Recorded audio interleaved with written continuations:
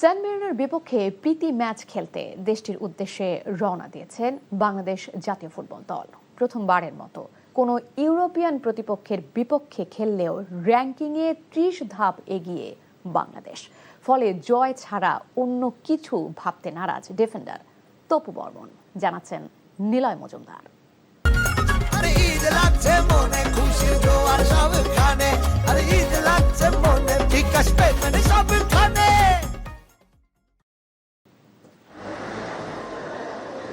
স্যান Marino আয়তনের দিক থেকে ইউরোপের তৃতীয় ক্ষুদ্রতম দেশ। ফুটবল পরিসংখ্যানেও খুব একটা এগিয়ে নেই। ফিফা র্যাঙ্কিংয়ে সবার নিচে থাকা দলটির বিপক্ষেই প্রথমবারের মতো ইউরোপিয়ান কোনো দেশের বিপক্ষে খেলার অভিজ্ঞতা পেতে যাচ্ছে বাংলাদেশ। স্যান মারিনোর উদ্দেশ্যে যাত্রার আগে ৩০ ধাপ পিছিয়ে থাকা দলটির বিপক্ষে জয় ছাড়া অন্য কোনো ফলাফল হতাশার হবে কিনা সে প্রশ্নের উত্তরও দিয়েছেন তপু বর্মন। অবশ্যই আমরা ডিসঅ্যাপয়েন্টেড হব, কারণ র্যাঙ্কিংয়ে আমরা তাদের থেকে প্রায় ৩০ ধাপ এগিয়ে আছি এবং যাই হোক আপনার তারা কিন্তু অনেকগুলো প্লেয়ার ইউরোপে খেলে এবং তাদের ম্যাক্সিমাম ম্যাচ থাকে কিন্তু ইউরোপ টিমের সাথে।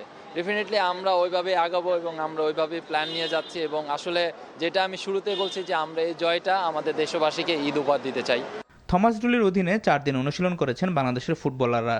তবে স্বাধীনতা দেওয়ার বিষয়ে ইতিমধ্যে খেলোয়াড়দের মন জয় করেছেন এই মার্কিন কোচ।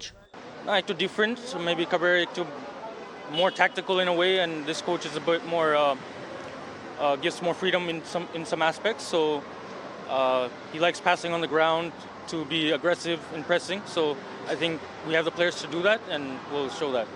2 জুন দলের সাথে যোগ দেবেন হামজা চৌধুরী, সমিত সোম ও জায়ান আহমেদ। 5 তারিখ অনুষ্ঠিত হবে দুই দলের মধ্যকার ম্যাচটি। Niloy Majumdar, NTV news, Dhaka.